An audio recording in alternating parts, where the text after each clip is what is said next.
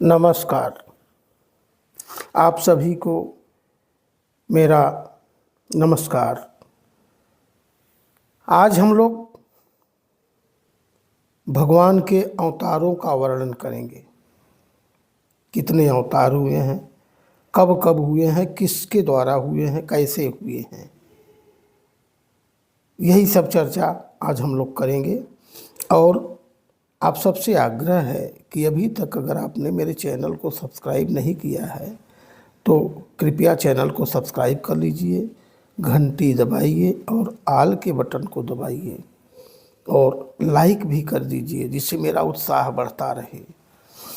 तो भगवान के अवतार हुए, अभी तक 22 अवतार हुए हैं और कुछ ज्ञानी लोग 24 कहते हैं। हम लोग आगे बढ़ते हैं। सृष्टि के आदि में भगवान ने लोकों के निर्माण की इच्छा की। आदि काल में, सृष्टि के शुरुआत में भगवान ने लोकों के निर्माण की इच्छा की। इच्छा होते ही उन्होंने महत्तत्व आदि से निष्पन्न पुरुष रूप ग्रहण किया।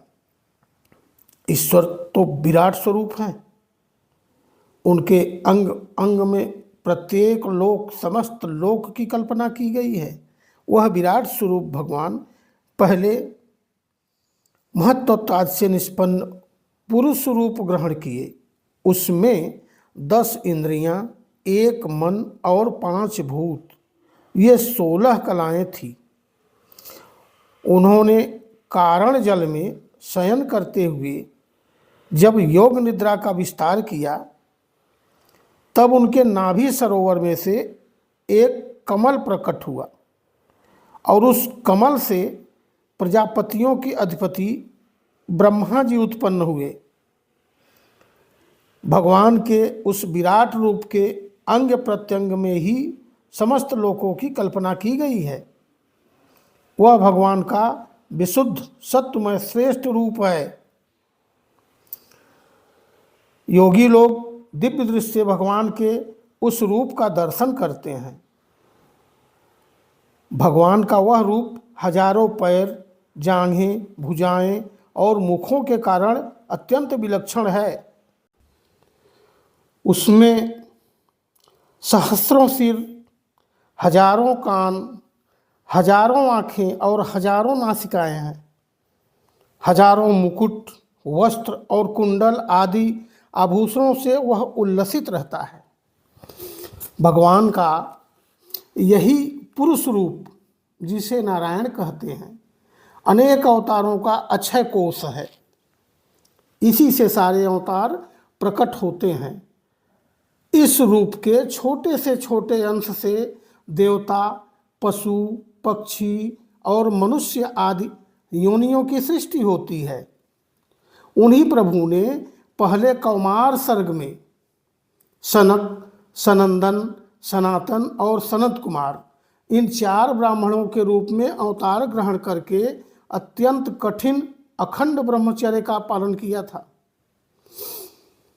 दूसरी बार इस संसार के कल्याण के लिए समस्त यज्ञों के स्वामी उन भगवान ने ही रसातल में गई हुई पृथ्वी को निकाल लाने के विचार से सूकर रूप ग्रहण किया।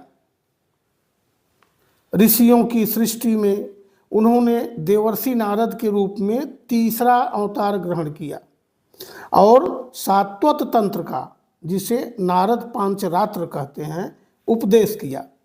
उसमें कर्मों के द्वारा किस प्रकार कर्म बंधन से मुक्ति मिलती है, इसका वर्णन है।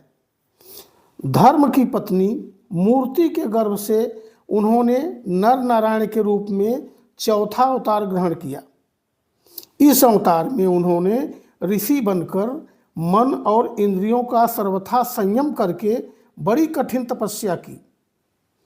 5वें अवतार में वे सिद्धों के स्वामी कपिल के रूप में प्रकट हुए और तत्वों का निर्णय करने वाले सांख्य शास्त्र का, जो समय के फेर से लुप्त हो गया था, आसुरी नामक ब्राह्मण को उपदेश किया। अनसुईया के वर मांगने पर 6ठे अवतार में वे अत्रि की संतान दत्तात्रेय हुए। इस अवतार में उन्होंने अलर्क एवं प्रहलाद आदि को ब्रह्म ज्ञान का उपदेश दिया। 7वीं बार रुचि प्रजापति की आकुति नामक पत्नी से यज्ञ के रूप में उन्होंने अवतार ग्रहण किया और अपने पुत्र याम आदि देवताओं के साथ स्वयंभू मनवंतर की रक्षा की। राजा नाभि की पत्नी मेरु देवी के गर्भ से ऋषभ देव के रूप में भगवान ने 8वां अवतार ग्रहण किया। इस रूप में उन्होंने परमहंसों का वह मार्ग जो सभी आश्रमियों के लिए वंदनीय है दिखाया। ऋषियों की प्रार्थना से 9वीं बार वे राजा पृथु के रूप में अवतीर्ण हुए। शौनक आदि ऋषियों इस अवतार में उन्होंने पृथ्वी से समस्त औषधियों का दोहन किया था। इससे यह अवतार सबके लिए बड़ा ही कल्याणकारी हुआ। चाक्षुष मनवंतर के अंत में जब सारी त्रिलोकी समुद्र में डूब रही थी, तब उन्होंने मत्स्य के रूप में 10वां अवतार ग्रहण किया और पृथ्वी रूपी नौका पर बैठाकर अगले मनवंतर के अधिपति वैवस्वत मनु की रक्षा की। स्वयंभू मनु हुए थे, फिर चाक्षुष मनु हुए, अब ये वैवस्वत मनु का मनवंतर चल रहा है। जिस समय देवता और दैत्य समुद्र मंथन कर रहे थे, उस समय 11वां अवतार धारण करके कच्छप रूप में भगवान ने मंदराचल को अपनी पीठ पर धारण किया। 12वीं बार धन्वंतरी के रूप में अमृत लेकर समुद्र से प्रकट हुए और 13वीं बार मोहिनी रूप धारण करके दैत्यों को मोहित करते हुए देवताओं को अमृत पिलाया। 14वें अवतार में उन्होंने नरसिंह रूप धारण किया और अत्यंत बलवान दैत्यराज हिरण्यकशिपु की छाती अपने नखों से अनायास इस प्रकार फाड़ डाली जैसे चटाई बनाने वाला सीख को चीर डालता है। 15वीं बार वामन का रूप धारण करके भगवान दैत्यराज बलि के यज्ञ में गए। वे चाहते तो थे त्रिलोकी का राज्य, परंतु मांगी उन्होंने केवल 3 पग पृथ्वी।